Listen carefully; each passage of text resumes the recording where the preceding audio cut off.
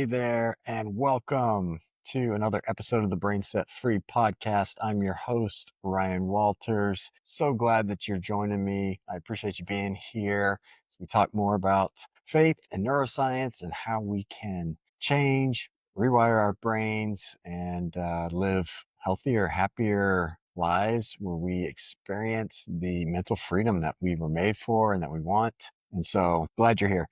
Let's get right into it. The topic for today, let's talk about the mind and specifically how the mind can be used to change your brain.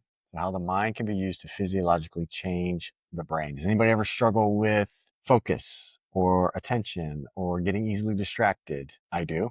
So we're going to talk about how the mind can help with memory and focus and helping your brain to grow that muscle, so to speak. And then I'll talk a little bit about the mind and even with something like PTSD and trauma, how the mind can be used to help with some of those symptoms. And hopefully you'll find something here that you'll be able to benefit from. So let's get into it. So before I get into the heart of the message, when I say the mind, what am I talking about? Okay. So there's a guy named Dr. Kurt Thompson. He's a psychiatrist, great, smart man. I would highly encourage you to check out his stuff. He's got a website, a podcast, books, really great. And he speaks from a place of faith. And so he incorporates faith into his teachings as well. Really good stuff. But he describes the mind as always involving or continually doing these various things: sensing, using images, feeling, thinking, and then determining actions and how you're going to behave. Okay. So we are distinguishing then the mind and the brain. Often those two are used interchangeably. And of course, there's this deep connection and overlap. But for the sake of our discussion, we won't get too deep into an argument about that or anything. But for our discussion, mind and the brain, we are discussing those as separate things.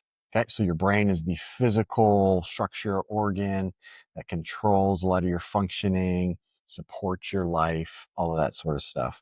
Your nervous system functioning, all of that good stuff. Okay. So we're going to distinguish between the two. So the mind, these thoughts, feelings, images, all those things that I mentioned, we can use that to change the brain. Now there's an intentionality about it. So we use our mind essentially to choose the thoughts, the attitudes, and even the practices that we want and that we know will bring change and rewire the brain for the better. Okay, so that's what we've been talking about a lot in previous episodes. So there's this intentionality about it, intentionally choosing the thoughts, the attitudes, the actions and practices that we're going to engage in that will change the brain for good. Of course, on the flip side of that, intentionally choosing thoughts and attitudes that are not so good are going to affect your brain in a negative way. Okay, so we have this choice involved.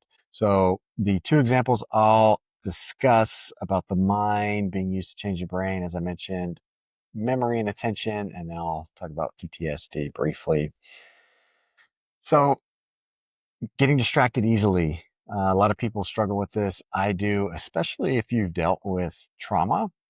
There's studies have shown that there is a correlation between trauma and memory issues, attention issues. So they can be deeply connected. There is the thought that trauma may actually cause memory loss and low working memory and these sorts of things. So when I say low working memory, what am I referring to? So working memory is this essentially is a temporary storage of information and this ability to manipulate and work with this information in the moment. Okay. And this supports like your reasoning, your problem solving, your learning, your following instructions, those sorts of things. So it is this essentially information that you're using in the moment, working with it, remembering it, changing it, using it. It's described sometimes as like a mental sticky note, right? Like this note that you've got with the stuff that you really need to remember for the moment, but you're not going to remember it. It's not going to translate to your long-term memory, most likely. So the example people often use is with like a phone number. So say someone gives you their phone number and you need to remember it. I know that doesn't happen much today. We've got cell phones. You just enter it into your cell phone. But back in the day, I'm getting old now, we had to actually remember phone numbers and remember it long enough until you can get to a pen and a paper, right? So you're rehearsing this numbers, you're looking for your pen and your paper, and you're trying to remember it and hold on to it so you can get it down on paper. So that would be an example of working memory. Another one would just be like following instructions. Say you're putting something together. As a dad of toddlers, I'm constantly having to put things together, and that is not my gift. And so inevitably, I end up on YouTube looking up videos, hoping that someone else has had this problem and can show me how to do it. But back to the point, the instructions. You've got to follow these instructions. You've got to be able to read one part of the instruction, apply it, refer back to it, relate it to another part of the instruction, and so on. Okay. Problem solving. Think back to like math, high school word problems. Oh my gosh. Those used to give me like that gives me some PTSD right now, I think. Those like I was so bad at math in general, but word problems, oh man. Anyways, you're having to read through this description and hold on to information and apply it and relate it to other parts of the information and not get distracted, not lose focus, be able to remember it and work with it. Okay. So I think you get the point there. So there is low working memory and there's high working memory. So someone with low working memory, symptoms might look like a struggle to focus, inattentiveness, issues like remembering basic instructions, like we talked about, and having to sort of go back over and over and over, getting distracted really easily.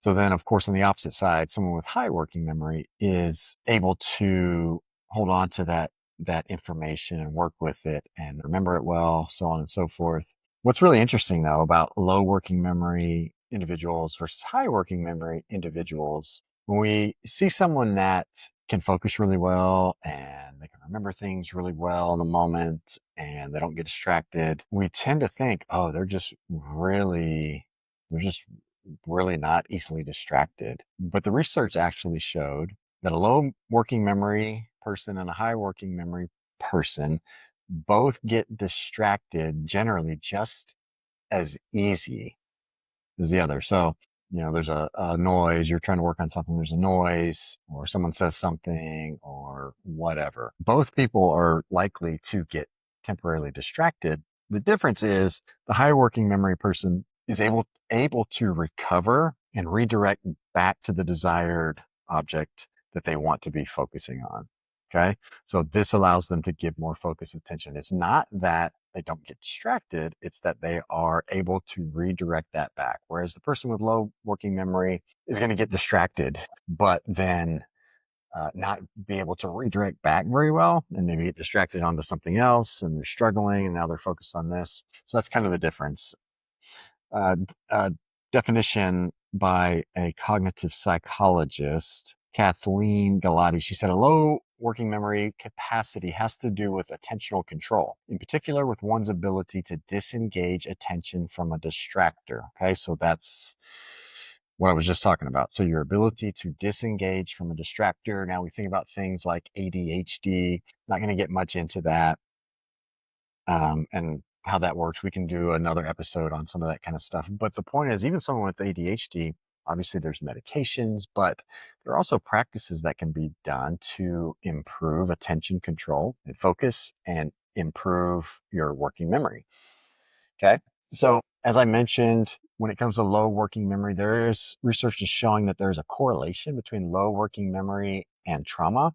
Dealing with trauma, you're going to have these triggers, these intrusive thoughts, these unwanted worries, these things that take your focus and attention. And essentially, they're using that working memory storage space, right? And you don't have enough for the immediate tasks to really be able to focus. So when I was at my lowest point, or one of my lowest points, and became debilitated, I couldn't do a lot of just daily tasks. I didn't have the ability to function. The trauma the stress was so intense that I couldn't focus on anything else. It was taking up all my ability to work with information right in front of me. I was so stuck in that trauma, and it resulted in what they call task interference. And that's just your ability to complete tasks and engage in tasks. Okay. So there is this correlation there. But what I want to get at is there's practices we can do. I've talked about mindfulness. Okay. Just being able to practice being present in the moment. Okay. And I would also just use the term intentional thinking. Okay. So being intentional with your thoughts can help improve your focus, your memory, right? And therefore you are using your mind to change your brain physiologically. Okay. So there's a quote from this book. I would encourage you to read this book, 50 Ways to Rewire Your Anxious Brain. Google that. It's a good book. Got lots of tips in there for you. The author says, every time you bring your focus back to the present moment, you're strengthening your ability to be in control of your focus. Just like building up muscles with repetitive exercise, you can strengthen your ability to focus. Okay, so it takes practice, it takes repetition. It's not something that you're going to do one time, but there are these practices, and most of them are, we would consider mindfulness informed type practices.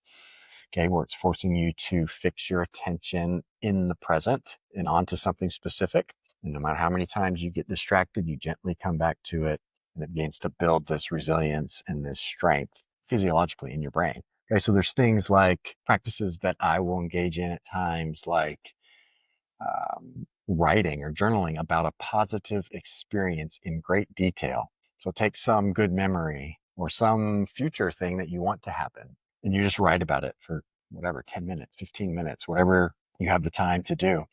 And you just, it's got to be positive, and you write down all about it, and you get into the sensations, the, the feelings in that moment, what you saw, what you felt, what it smelled like, whatever. And you write about it very detailed and how positive it was, and so on and so forth.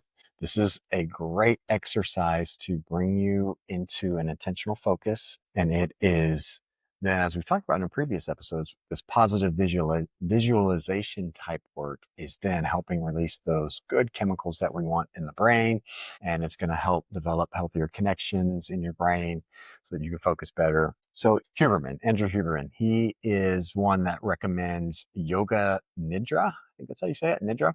It's a form of sort of meditation yoga that you can Google it, and there's videos, and someone will just lead you through this little exercise of sort of relaxing and focusing your attention. He says that that has shown scientifically to help with working memory and your attention and your ability to focus. Again, this stuff takes repetition. It takes time. You have to think about it like working out. You're not going to go to the gym one time and then suddenly you're in shape. You're not going to do some of these practices one or two times and then suddenly your memory is great and you are able to focus so well. It's just not the way it goes. You have to really put in the work over time. I would say weeks and weeks, months even. I just make it a daily practice at this point for my own life to engage in some of these things every day. Okay. So there's various like meditation on certain pieces of music or scripture. There's breathing exercises. There's guided imagery. Um, and essentially what happens is the research behind it will show. So your neurons, okay, these are like your specialized communication cells in your brain, okay? Neurons in the hippocampus, which is related to the working memory, okay, those cells start to thicken. Like they, in the images, you will see that over time, those neurons start to thicken and grow and develop when they get stimulated. Okay. And they're getting stimulated and activated when we're doing some of these practices that I talk about. I think I demonstrated a practice or two in one of the previous episodes, but I will show you more in future episodes. But you could Google uh, different mindfulness videos or practices, meditation, as I said, yoga nidra, um, or journaling about a positive experience in detail. These are simple things that you can do. If you Google it, there's lots of information and resources out there, and I'll be providing a lot more. Check out the site, obviously, brainsetfree.com, and you'll find more resources. So then the mind changing the brain as related to something even with a disorder such as PTSD. Now, PTSD is incredibly difficult to deal with and it can be difficult to treat. It's complex. So I don't want to act like you can just apply a few of these things and everything's going to be fine and dandy. And if you have PTSD, that you just need to do this. That's just not always the way it works. And it's a lot of work. It's a lot of effort. It is a lot of intentionality. But studies are showing that PTSD symptoms can improve and be relieved. And Dr. Kirk Thompson, who I mentioned earlier, the psychiatrist, uh, he, episode 6 in his podcast, Being Known podcast, season 1, episode 6, he's got one called The Mind. And he talks about the mind. And in that, he said that in working with PTSD individuals, they found that a lot of these mindfulness type practices and exercises are helpful in sort of calming the stress response and creating more resilience. With someone who has PTSD, Dr. Thompson said that this essentially a disintegration occurs in the brain.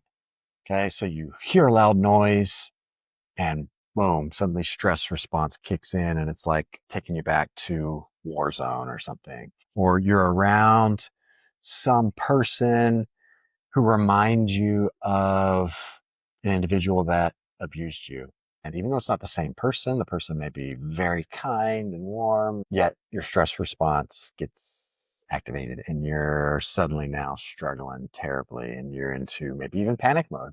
Okay. So essentially what he says is the part of your brain, and we're not going to get too deep into all those structures here. If you want some of that, maybe in later episodes, but or just go and check out Kurt Thompson's podcast. But for the sake of what we're discussing here, I want to keep this short. But essentially, the part of the brain that allows you to be able to regulate emotions is weak in that scenario. If you're dealing with a severe trauma or PTSD, it's not integrating well with the parts of the brain that are responsible for the stress response and fear and those sorts of things. And there's this disintegration and you can't regulate well. And you get stuck in this place, right, of getting triggered and all of those horrible things that it feels. So anyways, he noted that they do mind training with these individuals and it helps them to be able to redirect over and over to the present, which over time strengthens, creates resilience, creates stronger neurons, okay, and helps reintegrate these parts of the brain to where they are in harmony and working together and functioning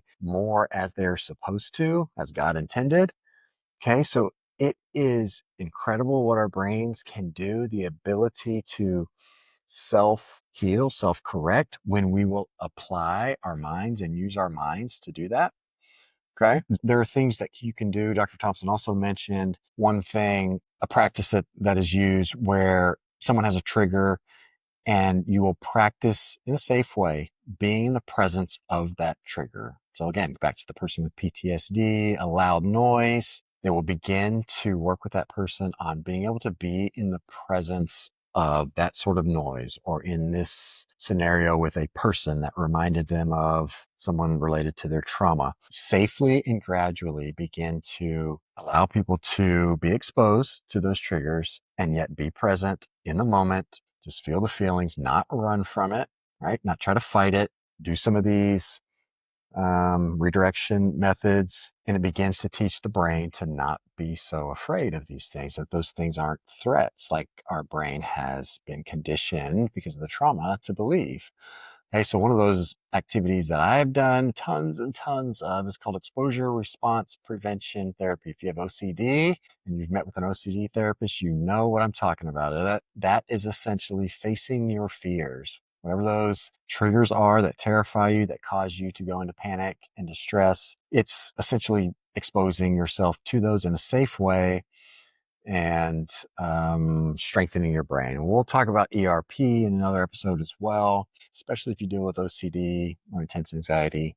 It can be a super helpful practice. But I just want to wrap this up as we've talked about the mind a little bit and just some examples on how the mind can be used to change the brain. Now, how does this maybe incorporate with your faith? Well, Philippians 4:8, a verse that I've mentioned before and I'll mention again. What does it say? It says to fix your thoughts on what is true and honorable and right and pure and lovely and admirable. And it goes on. It says the God of peace will be with you. And there's scripture.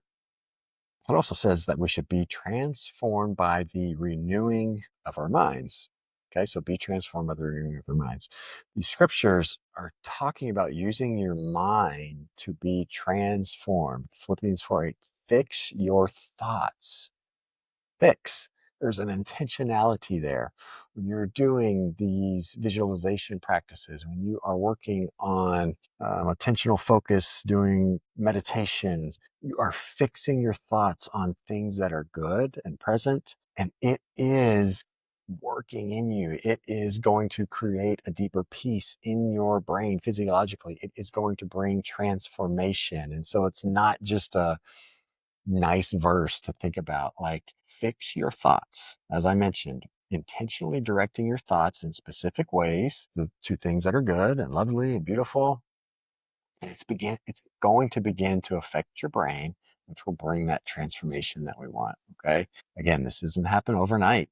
I wish it did, but it takes time. These are practices and things that you'll want to incorporate every day, at least for several months, I would say. And I do it every day, even though I've experienced a lot of transformation and healing from where I was. It's just super helpful for you on a daily basis with your stress, so on. It's going to take time, but you can look at the website, look at previous videos, Google some resources about meditation, positive visualization, these sorts of things. Find some that you're comfortable with, that feel good to you. You can find some that are faith-based even, and begin to do them daily. Even if it's for 5-10 minutes at a time, do them consistently and daily. At first, you're not going to think it's working.